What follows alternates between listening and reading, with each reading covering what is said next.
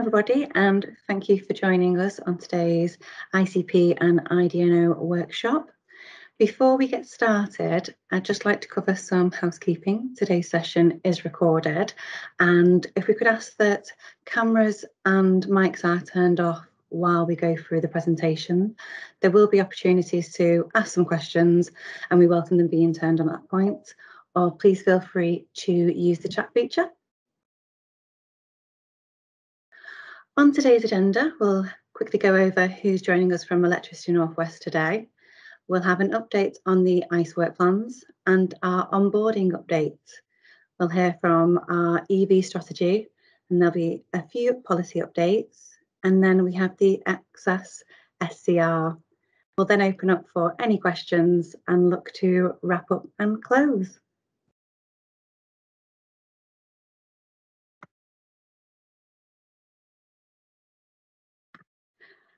On today's call, we have Jonathan Cropper, Peter Toomey and Keith Evans.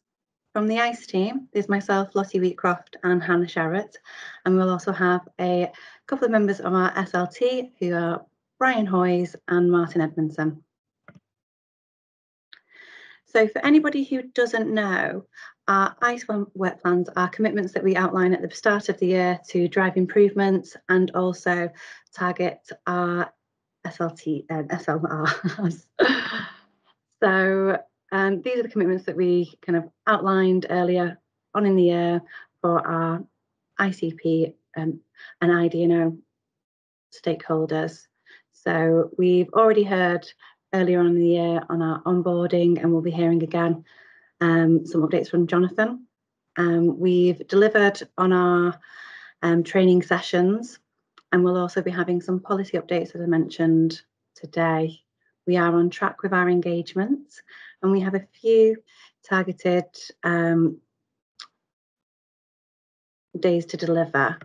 And here you'll see we have a couple that are in amber. However, we are confident that we'll be able to get these back on track for the end of the year and deliver those. Okay, I'll now hand over to Jonathan, who will give you the update on onboarding.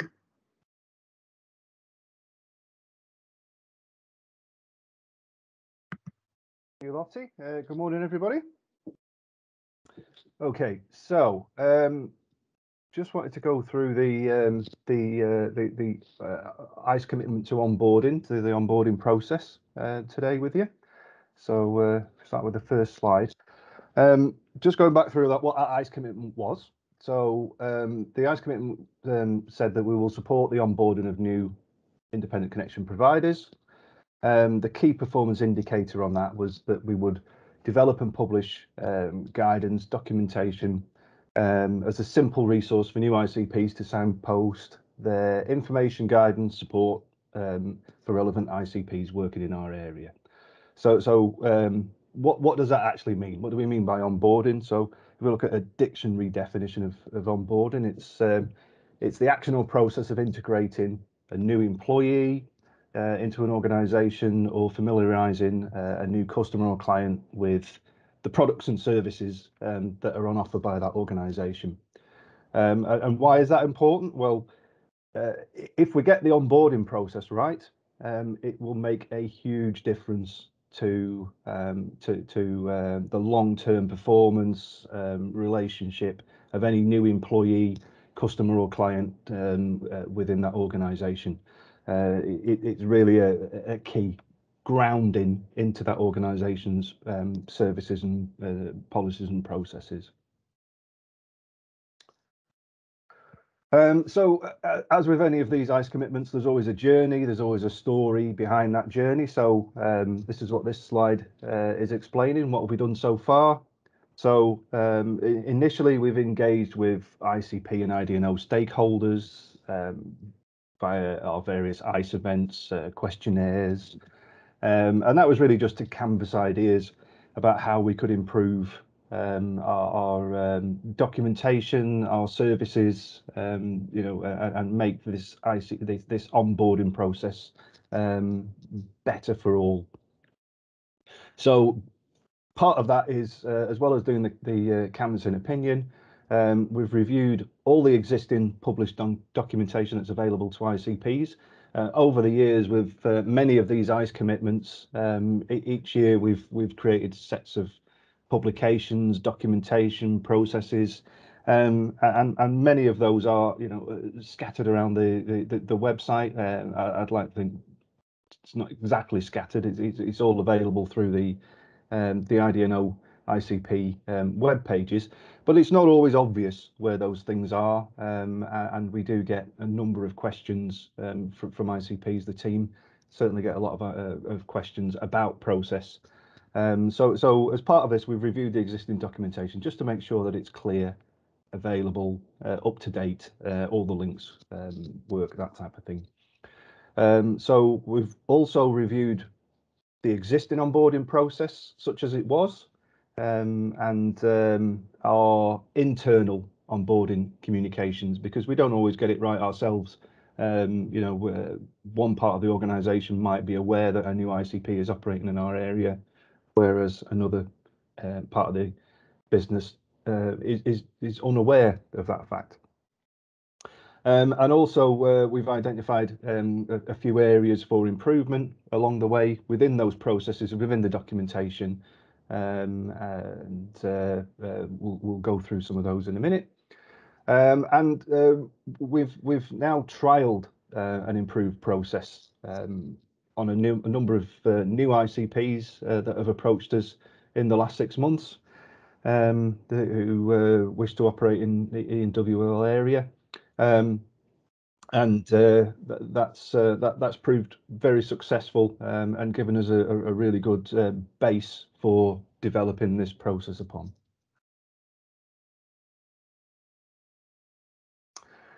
Okay, so I mentioned that trial. So what sort of benefits have we seen from that trial? Well, absolutely, it gives us a firm foundations. We start to build those firm foundations for a good working relationship right from the beginning. We can see the people, I mean, during COVID times, we don't have these ICE events face to face, as you're all aware. But we have adopted tools such as Teams. So Teams means that we can meet these customers face to face much more easily than we ever could. So connecting with those people right from the off, it has proved beneficial. We can also, because we're doing these onboarding processes with the system ops teams and representatives of the academy, we can show you the training that's on offer and available, should you wish to take that up. It also gives you the opportunity to ask questions during that initial meeting. We get a chance to walk through our working practices, working processes, and make sure that they're understood by those individuals prior to any work commencing. We can provide the key contact details. So for my team, that's knowing the correct mailboxes to send the correct piece of documentation through, and also introducing myself and the system ops managers. So you've got escalation points as well. What we've seen is that by going through this process as well, the documentation, which sometimes can seem confusing, is more often than not right, or first time or the second attempt, and that's a real plus to any delivery schedule, that the documentation is right, and we get a better understanding of your business as well, and vice versa. The ICP gets a better understanding of VNW's approach to connections, and it also gives us the opportunity to sort out any teething issues, because you've got the contacts, because you've got the mailboxes that you need to speak to, because you've got the escalation points. Teething issues have been quickly resolved, rather than escalating into something a little bit larger. So during that initial onboarding discussion, it's not only just familiarizing people with processes and introducing and all those introductions and that great stuff. There is a little bit of a process behind it as well to ensure that we've captured all the information on our various tools within Electricity Northwest, so that everybody's aware who you are and who's operating in our area. So we'll also be asking you to capture things such as the contact name and address. The big question, you know, are you self-authorising your staff, or do you need staff to be trained through our academy, or are you using authorised people already? Obviously, we'll confirm your NERS accreditation. We'll understand the type and the scope of the work that you want to be delivering within our area. We obviously have to capture some commercial details, and that's set up within the EndtoEnd tools for such things as being able to bill you for audits that are undertaken by ourselves. We also need to make sure that you're registered on the MD UK system, which is our audit system. We need contact details of all the key people within your organisation, so that we can send you the results of the audits that we're undertaking. And we also need you to sign a master adoption agreement. So that's signed once by all ICPs up front, and it basically lays out the terms and conditions in a single document between ourselves.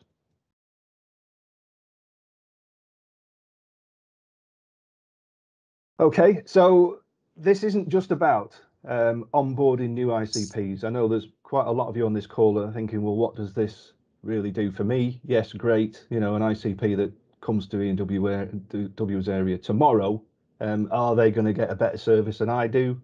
And we were really keen, and that is not going to be the case. So part of this end-to-end review is end-to-end review of all our processes. We wanted to simplify the processes. We wanted to document the processes in a simple format as easily as we could, so that they can be understood, and the resources that we put together can be utilised and used by any ICP, any new employee to an ICP, anybody within an ICP who needs a refresh of our processes. This information will be available to all. As part of that review, we've looked at and made some simple improvements to our design submission process, which I'll go through in a bit. We've improved and simplified the asset adoption, the energization process, and we've improved and simplified the contracts process as well, and made sure that across the team, all those teams are joined up. There's an end-to-end process. Everybody knows their responsibilities, and we can easily transfer that information to yourselves, so you've also got the same understanding of that process in a clear way. The important thing to do here, and the important thing that we want to make sure that you get as existing ICPs and any future ICP that wants to work in our area, is that you feel in control of your own delivery of your own projects. And really, I want ENW, my team, to facilitate those energizations, you know, rather than get involved, have to keep explaining bits of the process, have to keep saying, no, this piece of documentation's wrong, you've missed this step out, we haven't found this. We want to give you the tools to be in control and in charge of your own projects. That's a really important point as part of this this commitment. We also see the benefit to ICPs in the either upskilling of existing staff, or upskilling of new starters into your organisations, and also minimise any impacts, you know, due to staff absences within your own organisations. The process is going to be clear, the process is concise, you'll have the information available to you. As part of that, we've looked at, as I said earlier, we've looked at some of the documentation that's already published out on the website. We are updating it in line with the processes changes that we've made. we're making it clear within that documentation, and that documentation will be available, will be published on our website, is available to all ICPs, IDNOs.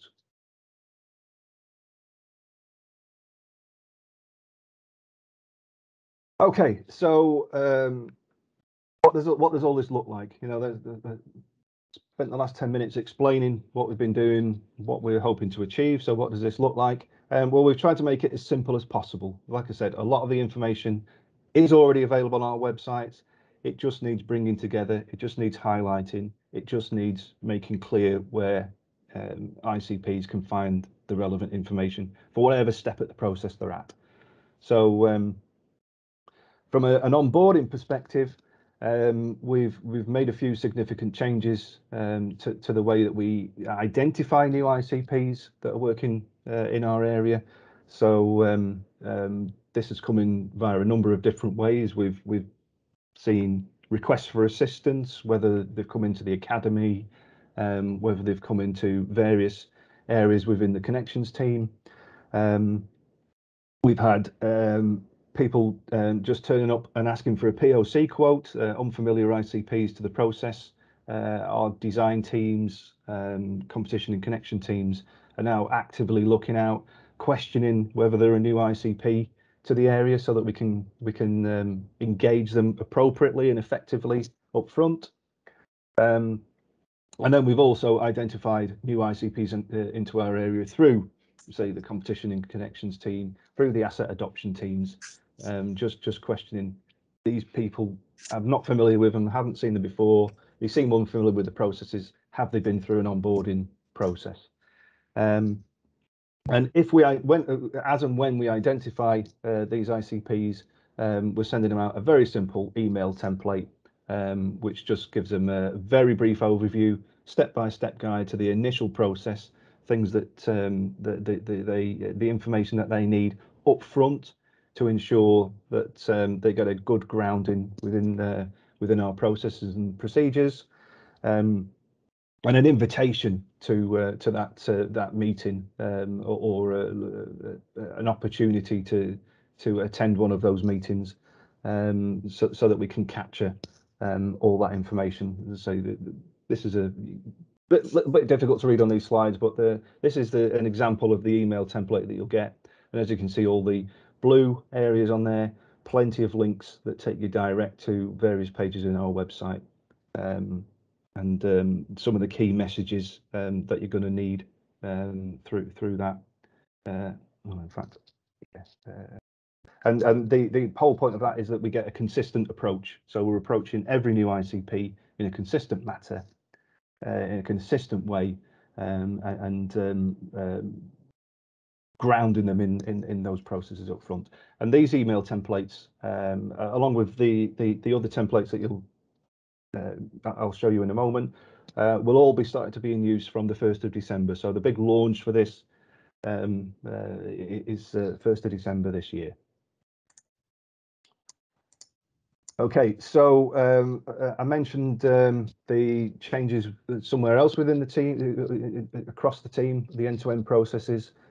So design submissions, so all post acceptance work, the majority of that is going to be happening within the CIC mailbox. So you're going to be engaging with the competition connections team up front. We've had an end-to-end review of the design submission process. We've incorporated some of those changes and some of those recent improvements into this template. And the idea is that we're going to provide you a step-by-step guide of the process, with, again, as you can see there, links to accompanying pages on the website, links to forms, links to email addresses, and various web pages. We're going to start to provide this information within all correspondence from the CIC team within the 1st of December this year. We already produced something on these lines. You might have seen this before from the CIC team, but this is a revised, updated, simplified version of that information. So expect to see this within the bodies of emails that are from any communications within the CIC team from the 1st of December.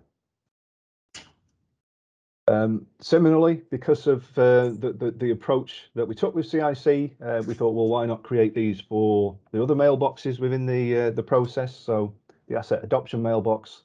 Again, we've reviewed the process end to end. We've produced this step-by-step guide with all the links again to the various forms, email addresses, web pages. And again, this information will be provided within the body of any correspondence that you receive from the asset adoption team from the 1st of December.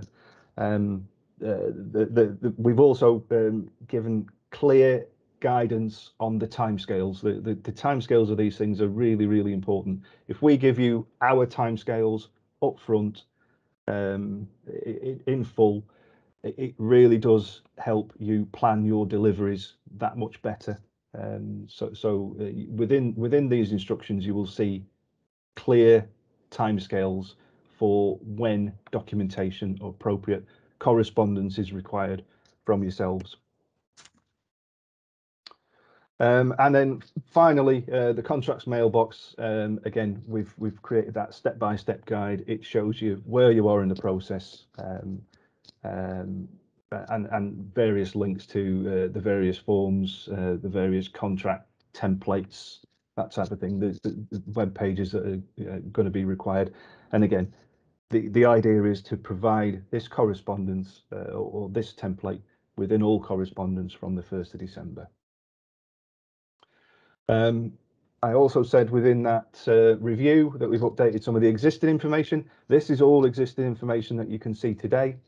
If you wander through our web pages, and this we're now going to highlight where this actually is within that information.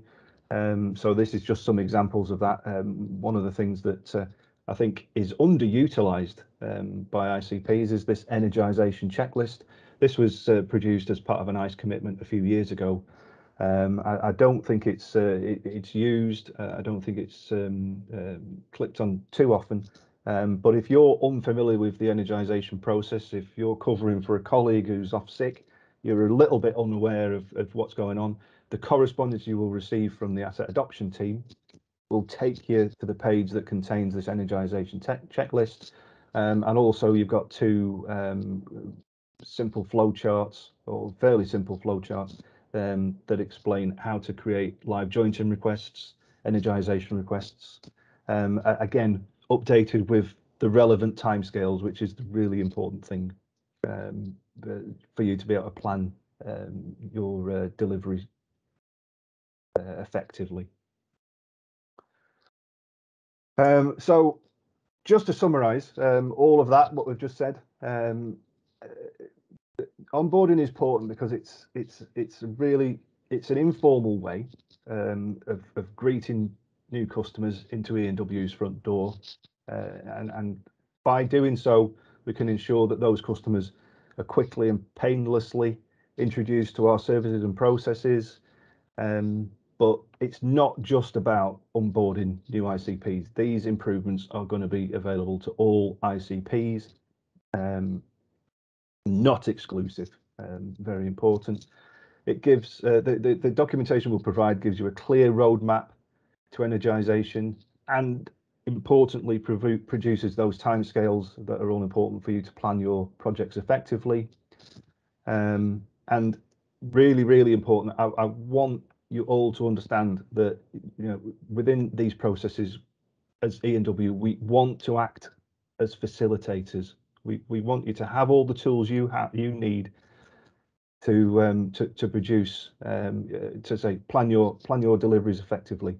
If we do intervene, if we do reject something, if we do write back to say, actually, this is missing, something's wrong, it really does need your attention. We don't want to say no, we want to facilitate.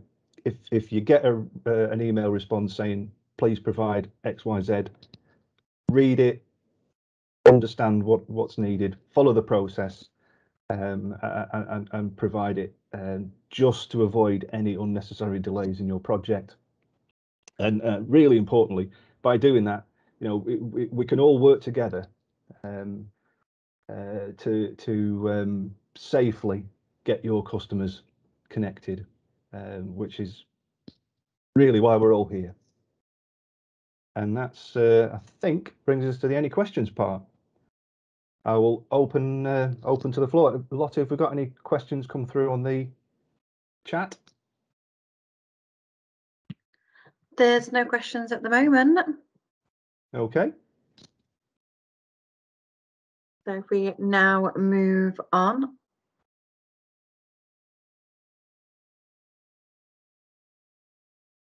I believe it's Keith who will be discussing. Oh, yeah. Ready? So my name is Keith Evans. I'm the Flexible Solutions Manager, and I'm going to be taking you through a part of our electric vehicles strategy today. To start with, it's always good to stick up some statistics. So these are just a slight update on the ones you might have seen previously from our strategy. But it's good to kind of point out some of the highlights. We're up to about 29% of all new vehicle sales are now electric vehicles, and that's up from 18% in 2020. So we're seeing quite a sharp increase, as we actually predicted within our DFES document. So actually, it's showing that our predictions were correct on that. And the importance of that is, obviously the government's changed the rules around owning petrol and diesel vehicles, and the manufacturers are starting to kind of increase the how much they're advertising for new electric vehicles. And then the other key point, and another key point for our region, GMCA are proposing to implement the Clean Air Zone from 2022. So that will actually affect anyone who's got commercial vehicles operating within and around the GMCA region. So our electric vehicle strategy, it was published in April this year, and it's actually been updated. It's going to be updated again 1st of December. It's just a mild refresh of the document, just to update some of the numbers. The strategy itself has 5 key principles, which were making it simple, listening to our customers, working smart, leading by example, and playing our part in the national strategy. So I like to go through one of those principles every time I come on and talk to you all. So today I'm going to be going through our leading by example commitment. And actually, one of the reasons why I wanted to do this one today for you guys was because, we're fleet owners. You guys are all fleet owners. So it's not just about connections. It's also sometimes about, showing by example that actually, some of the lessons we've learned on the road so far, and some of the things that you might be able to pick up within your own fleets. So we're committed to the uptake of low emissions vehicles, and all our electric vehicles so far that we have within our fleet are already powered by 100% renewable electricity. So our strategy incorporates 3 key elements. So there's our low carbon transportation policy. We offer on-site charging for our commercial vehicles, but also our employees. And then we're also electrifying our fleet as we go. So we've gone through some kind of key early quick wins. So our company cars, we've got an early termination program. So actually, any vehicles that we've got leased at the moment that are petrol or diesel, we've actually negotiated with our leasing operator partner that we can terminate the leases on those vehicles earlier than we normally would have done, to actually allow us to transition to low emission vehicles. We're introducing a pool of small vans which can be booked out, and it's quite useful because it means we don't have to have lots and lots of vans on the network. Actually, a lot of the time they'll only be taken out kind of once or twice a week by a specific individual. So actually sharing those resources means that we can consolidate the number of vehicles that we have, and that we can focus on getting those to being low emissions. We're looking at how we would facilitate commercial vehicle charging at home. A lot of our vehicles are used for overnight. Are used overnight on standby, and they're just taken out by colleagues early in the morning, so they don't want to have to come into the depot to pick up a vehicle.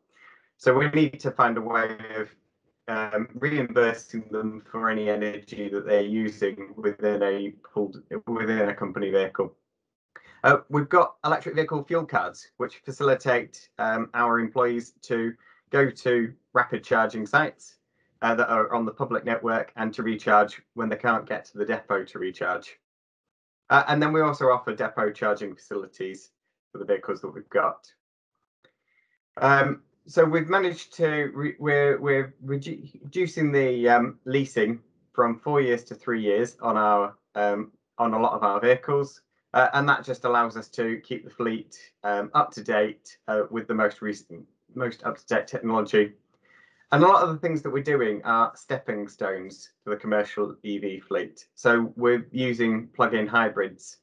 We might be using alternative fuels. And then we're also potentially going to start trialing some fuel cell electric vehicles when these become available. And on the right-hand side of the screen, you'll see the current colleague company car figures. So the company's gone through a program recently of incentivizing colleagues who already have company cars or are allowed car allowances to get an electric vehicle or a hybrid vehicle. And so far the uptake's been quite good on that. So far we've got 83 battery electric vehicles and 10 plug-in hybrids that are registered within the scheme. And then we've also got a number of colleagues who are on the Cycle to Work scheme. So we've got 127 colleagues who currently are benefiting from the Cycle to Work scheme. So it's just another way of actually decarbonising our fleet. It's not just about cars and vans. Actually, colleagues cycling to work in the morning is just as good, if not better. So our commercial vehicles, it's the one that you're probably the most interested in. So our commercial vehicles, we're not replacing them all. That would be quite wasteful to kind of change them all straight away. But we've put together a program to replace the vehicles when the payback's right, but also to make sure that we're changing vehicles when they get to the kind of correct age, and that we're not kind of wasting money. So the payback on the vehicles predominantly is made through the fuel savings and the potential avoidance of local charges. So we've got the clean air zones, and then we've also got taxes. Currently only commercial vehicles that can pay back within 8 years or less will be considered for a replacement with an electric vehicle. And we've had to make certain assumptions within our plans. So within our ED2 plans, which we're currently submitting, we've assumed that we're not going to get LGV electric vehicles until about 2027, based on the current development roadmap for them. Particular focus is being put on replacing vehicles which operate in predominantly high conurbation areas, so that obviously we're also reducing our air pollution as well in those areas where they're built up and it stays within the atmosphere for longer. So we're predominantly looking at people like fault technicians and planners who operate within those regions. We currently have 14 categories of vehicles and plant within our operating fleet that we don't actually have a plan for electrification at the moment, mostly because the assets just aren't available yet. But when the solutions become available, we have got plans to replace them.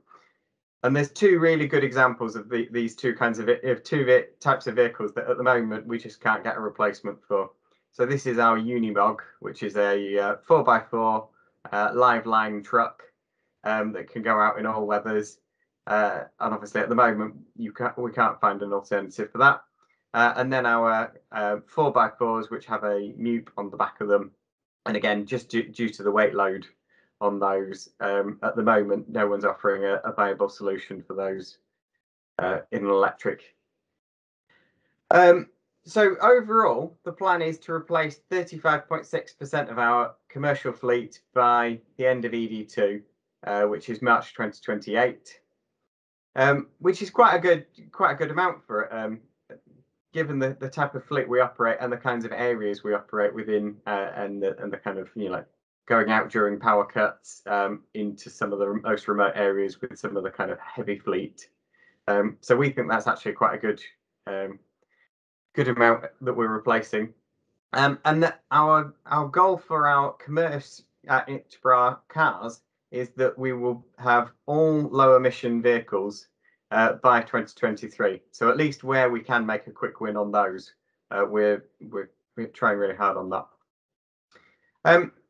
Another good example of what we've trialed and have operating within the network is our electric mini diggers. Again, you like IDNOs and ICPs, you'll all have mini diggers within your fleets, and we've replaced 2 of our mini diggers so far, and so far that we're really happy with them. They reduce the amount of CO2 going into the atmosphere. The running and servicing costs are significantly lower, and they're 5 times quieter than a traditional diesel equivalent, which means that they can actually be used overnight. They're practical for the types of work we do, you know, like a few hours of digging to find a fault. And because the battery is really low down, the vehicle actually provides a really good platform and provides really good purchase.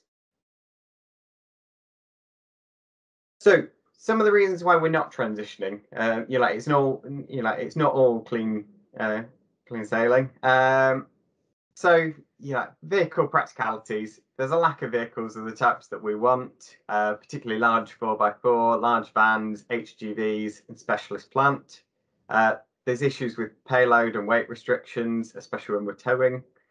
The low ranges for the heavy vehicles, and we need to be able to offer our guys additional services while they're sitting idling. So winches, equipment charging, cabin heating, cooling, welfare, and high-ab facilities.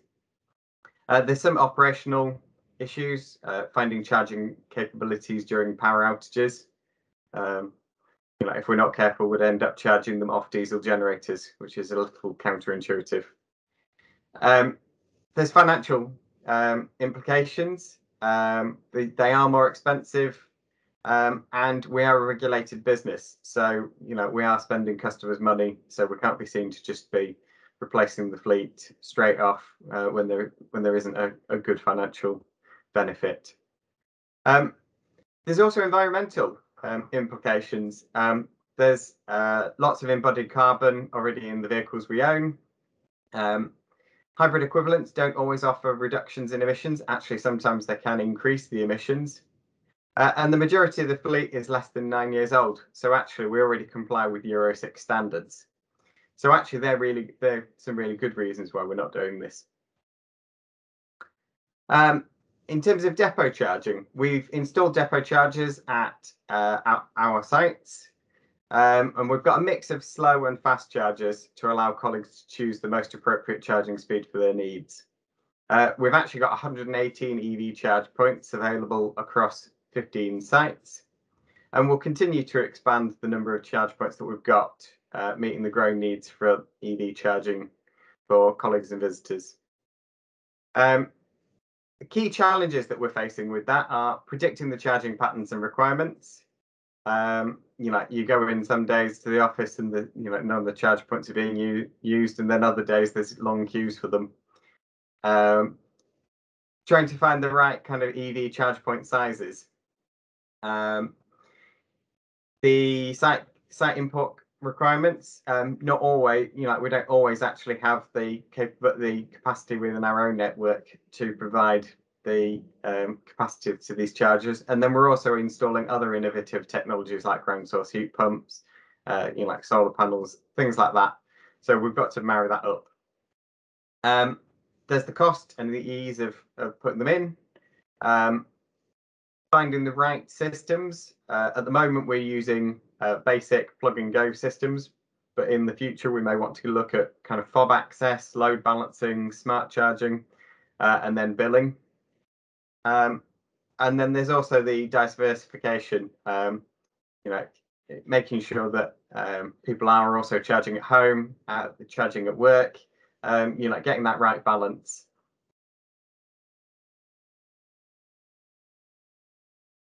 And just another one to point out while I'm talking about it, if anyone hasn't spotted it, then yesterday BAZE put out their report for the addition of new electric vehicle charging on new homes, retrofit homes, office blocks. If you haven't seen that yet, it's probably worth having a look at, especially given the field that you all work within. Any questions?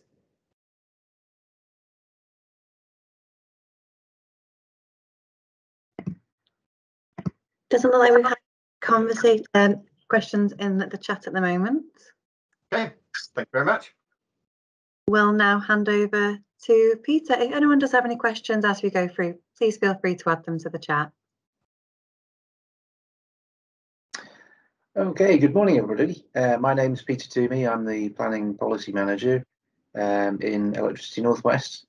And this morning, I'm just going to give you a brief update on some of the policy changes we've had recently. So some of you may have noticed that some documents look different recently. We have an ongoing project to update the format of all the documents in the library. The main intention really is to try and make the documents more accessible. So they're going to become more graphical, use more pictures, more colour, more symbols, and less text. The other reason for doing this is also to make them more usable on field devices such as tablets and even mobile phones. So we're beginning with the craft manuals and the operational manual CP606. It will carry on to the entire library over time. So when we do any amendments to other existing policy documents, we take the opportunity to update those into the new format as well. So just to give you an idea of what it looks like, Code of Practice 606 was one of the first to undergo the change. That's what it used to look like, been in that format for many years. As you can see, it's quite wordy, quite dense. We've changed it into something which has more symbols. If you have a look at the document on the library, you'll see in a lot of the practical instructions, there's lots of diagrams and pictures. Rather than explaining things in lots of words, we're trying to put things across graphically just to make it more accessible to users. So 606 is one of the first, but as I say, the whole library will be amended in time. In terms of other policy updates, I wasn't too sure what to include within the scope of this briefing this morning. I've put some operational documents in there. So CP606, there's a couple of items in there. I just wanted to ask those on the call, if you authorised or have staff within your company authorised to switch or use 606 or access substations. I just wanted to do a quick poll. Could you put your hand up in Teams so I could see how many people are interested in 606?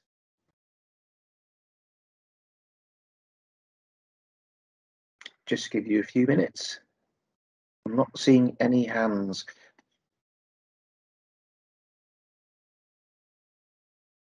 No, that's okay. So I'll probably spend less time on the operational documents and a little bit more time on the planning documents.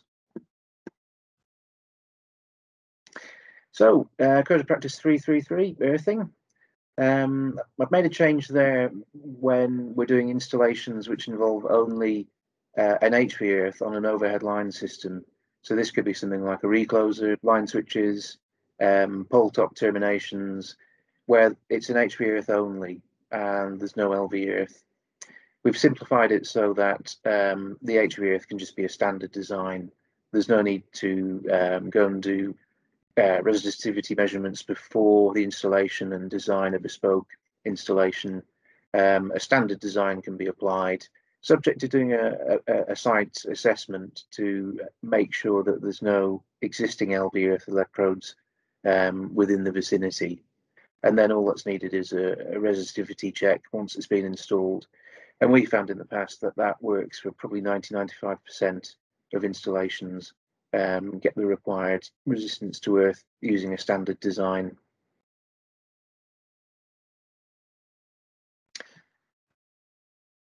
Second, this is really a planning type policy change, and it applies mainly to bigger connections on 33 kV systems, in particular battery storage systems. So these are the sort of 20–30 megawatt systems which connect at 33 kV.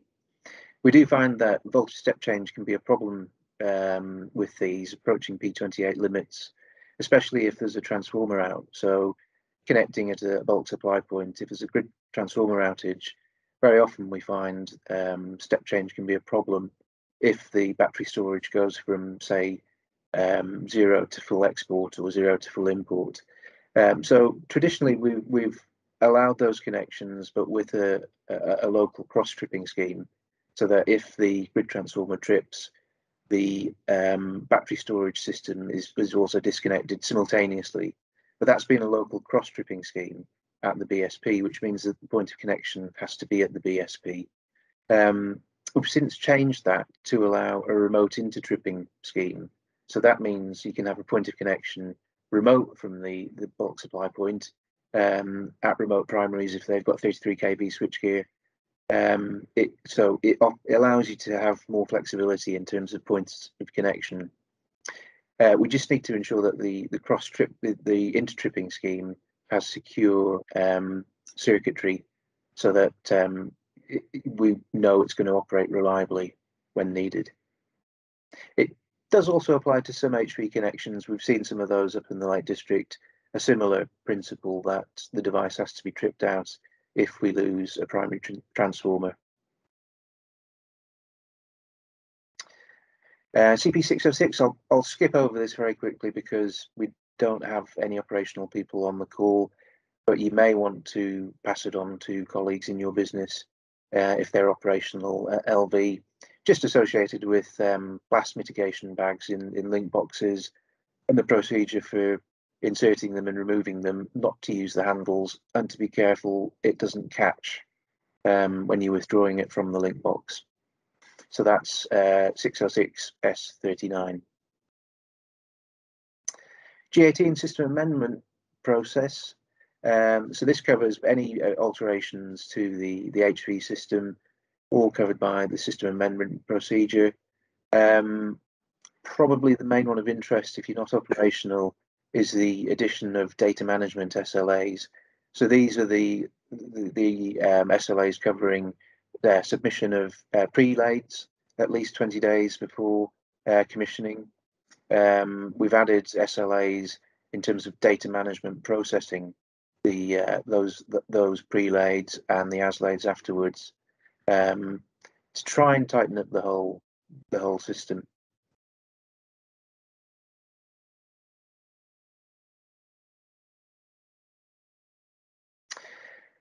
Uh, 608, again, it's an operational one, so I won't spend any time on this.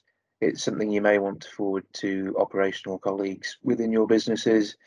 Again, it's all about auto close systems at the primaries and BSPs mentioned there: Colchester, Peel, Thorley Lane, and Dickinson Street. Any operational work around there, you need to take into account the operational procedures mentioned there.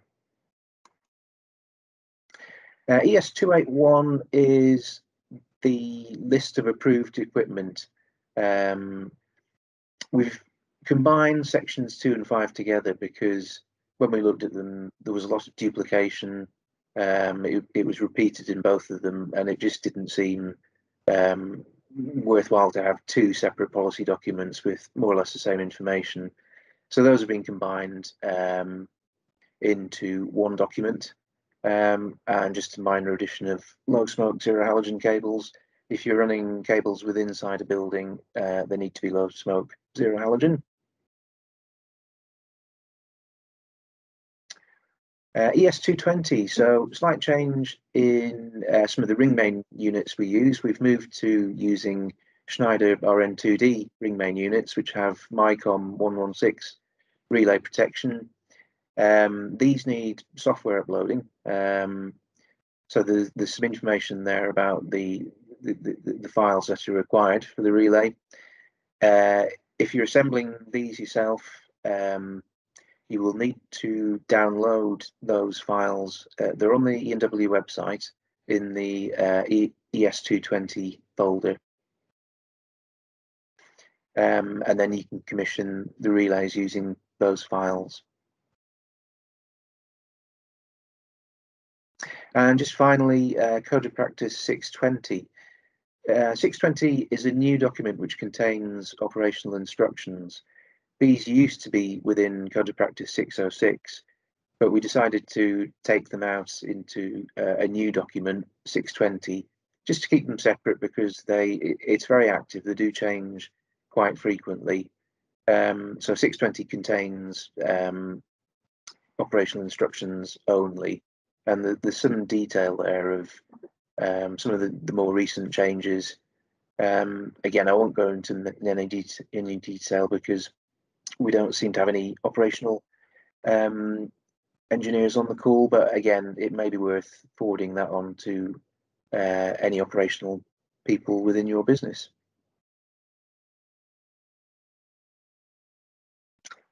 And there should have been any questions slide there, but are there any questions? So we do have one. Can you confirm if this is the first policy update since the latest newsletter issued on your website, which is dated October 2020? For information, your website does state that these would be issued biannually, and that's from Alan. It is, yes. Yeah. So we did have the event recently for a policy update. So there's a recording that is available on our website that might be of interest. As Peter's mentioned, if you want to forward these on, I will be sharing the slides following the event. And we'll now hand over to Brian if there are no other questions from anyone. Okay. Okay, yeah, good morning. For those who don't know me, my name is Brian Hoy. I'm the Head of Market Regulation here at Electricity Northwest, and I'm going to just talk a little bit about what's known as the Access SCR, and I'll just explain what that is in a minute, and what the bits that are going to change, and a bit of how that will affect how we all do our connections work in the future, really. So you move on to the next slide for me, Lottie. Or shall I take control?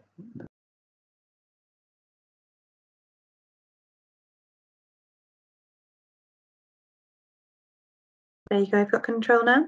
Yeah. Okay. Perfect.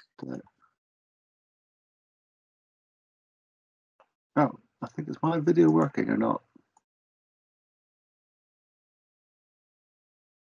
I've just had some IT problems, so I don't know whether my video is working or not. So it's working. Oh, it is. We can see you. We can hear you. Perfect. Right. Okay. Well, I'm not sure. You might be better without seeing me, really, but never mind.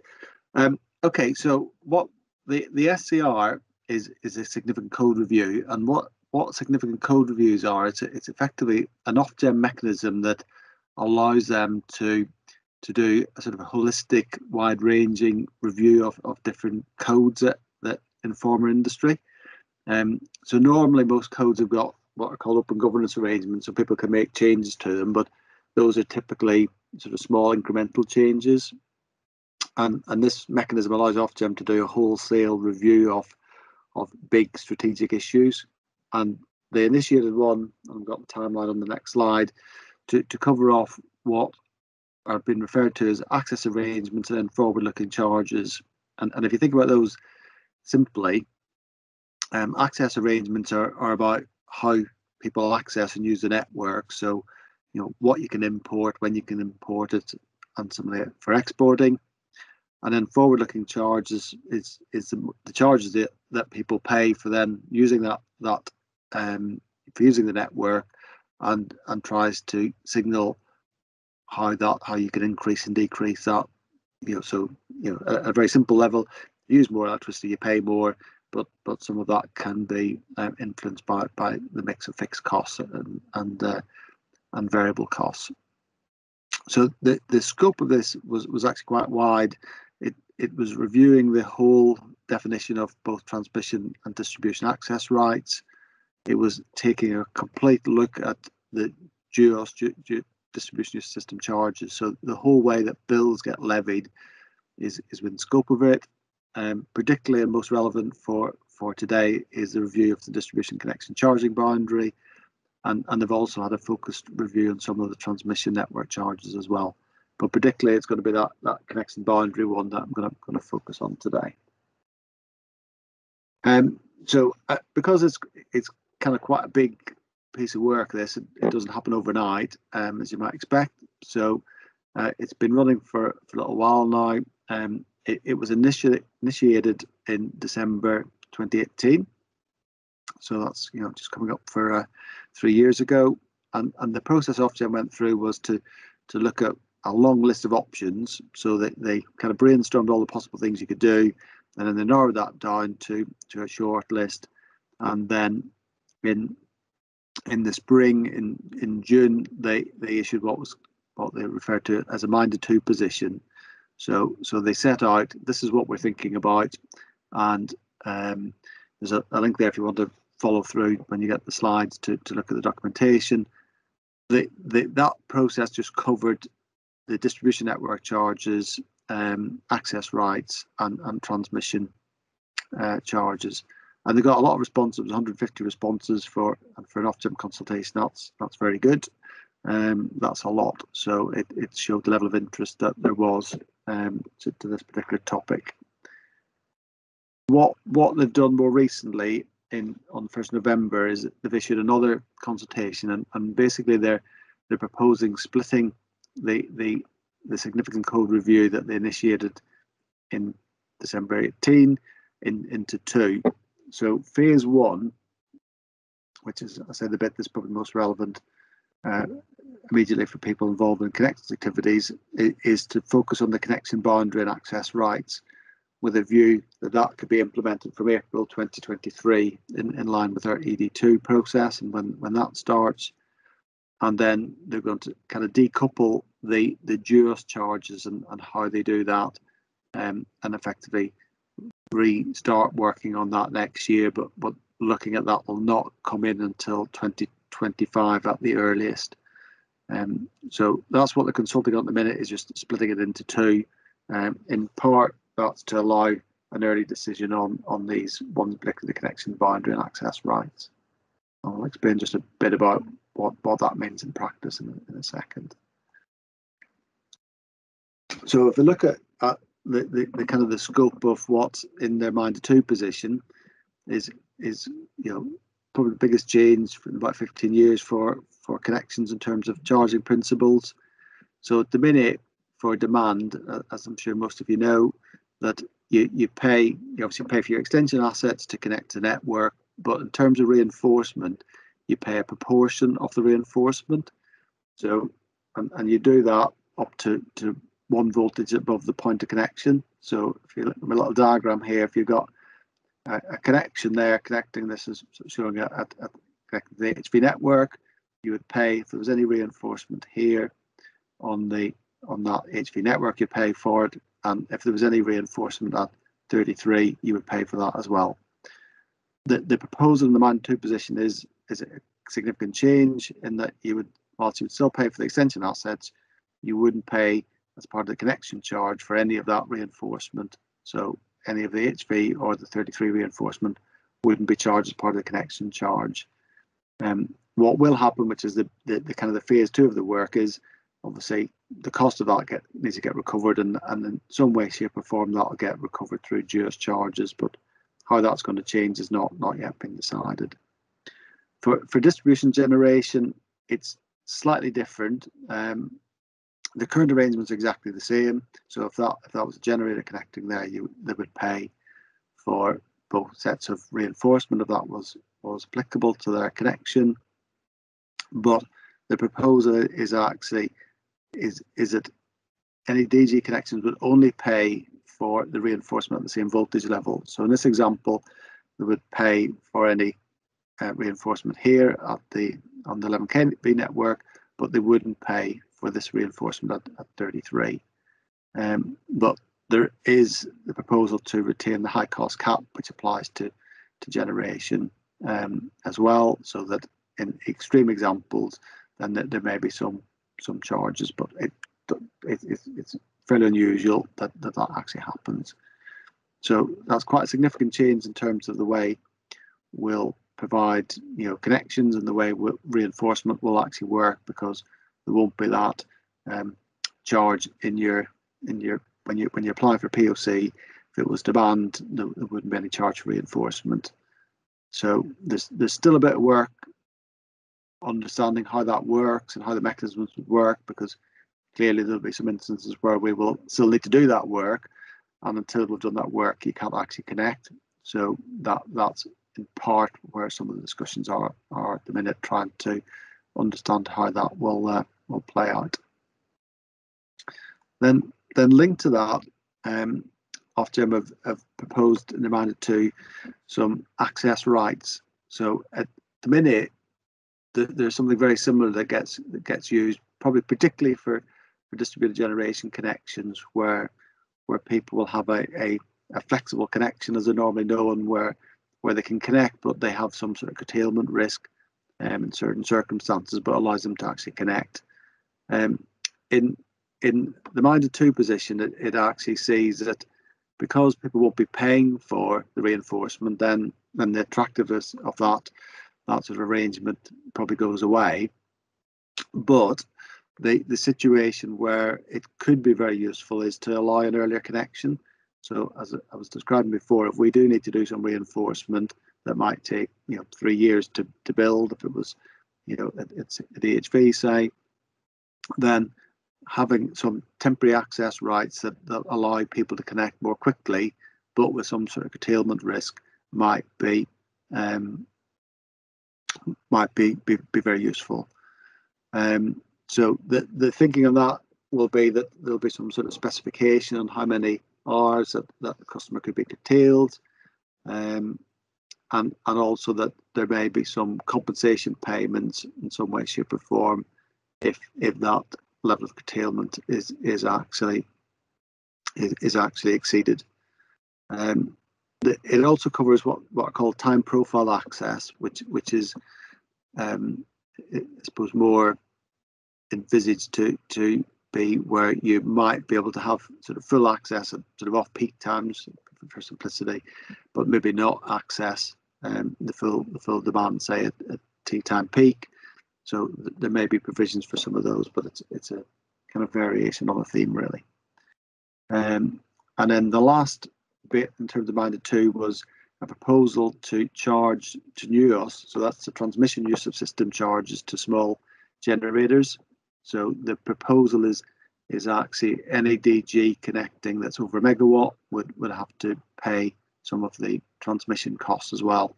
If I'm honest, I think that they might park that one until they conclude some of the other review of NUOS charges, because I think there was quite a reaction from people in terms of not being very keen on that, shall we say. So where we are in terms of kind of rollout, originally we were expecting a final decision to sort of confirm or make vary to the minded to. We're expecting that in March. The list discussions we had, it's likely that they may do an update on their minded to, because there are a few aspects of their kind of policy position that has changed or is changing, and I think it's likely they'll want to consult on that.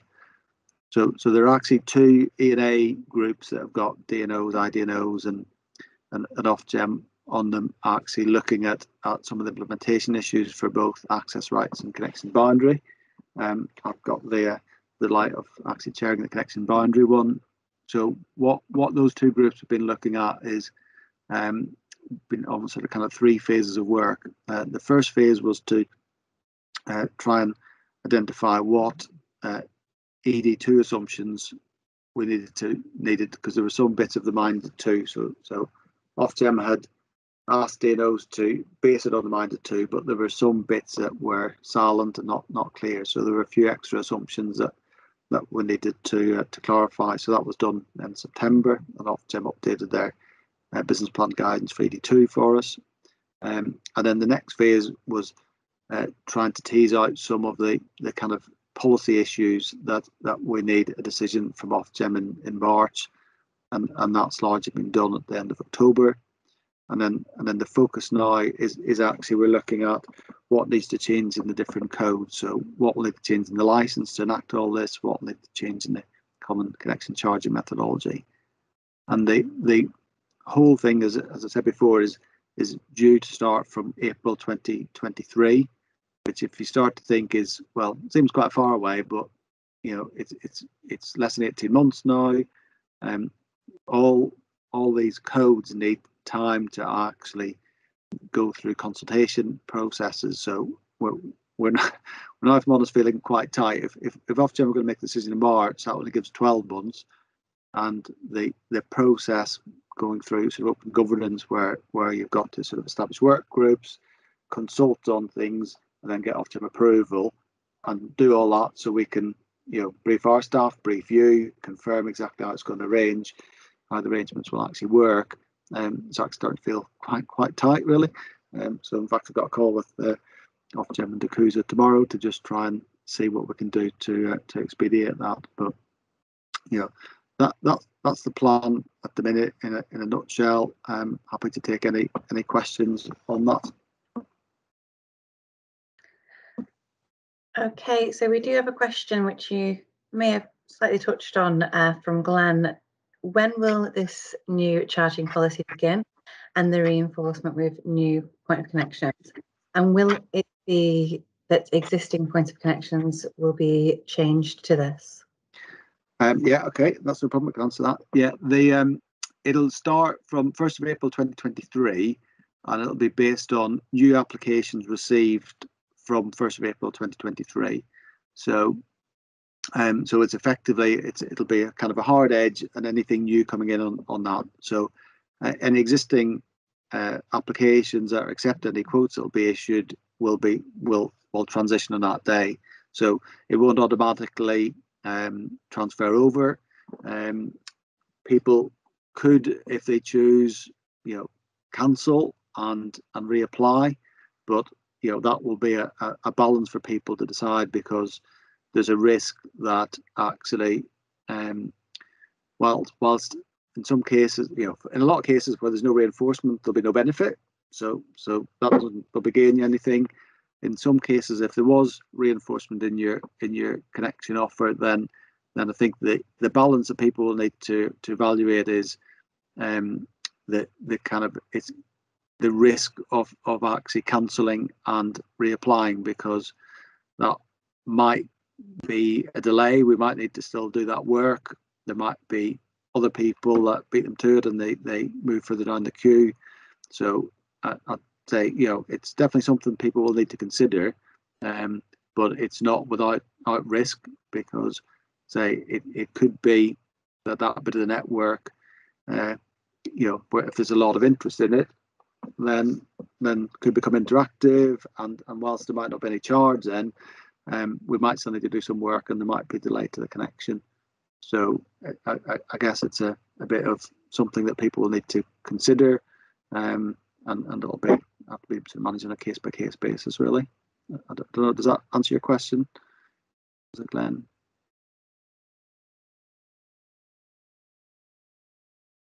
Yes, Typhon, we welcome you taking your mic off now if you would like to speak. That's absolutely fine. Oh, yes, it answers your question. Yeah, it has answered the question. Thank you very much. Okay. Are there any other questions for Brian?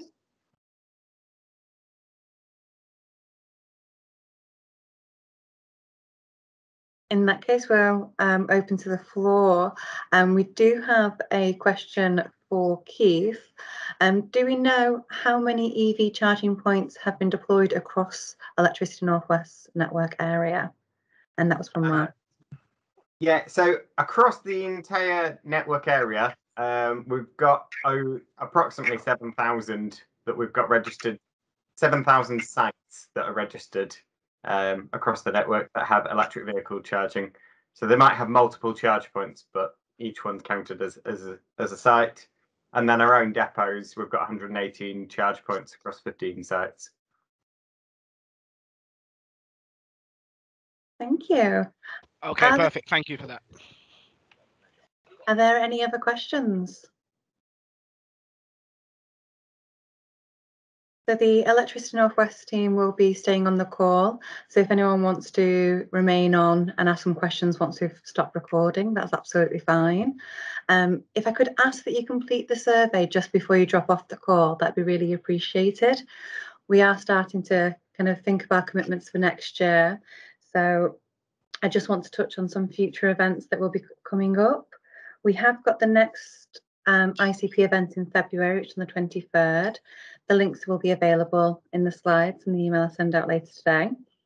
And we'll also be looking for some support and stakeholder feedback. So if you'd like to sign up to our distribution list, you can get updated along that means as well. If you do have any questions or have any follow-ups, please feel free to email us at ice@enwl.co.uk. And thank you for your attendance today. I'll stop recording now. Thank you, everybody.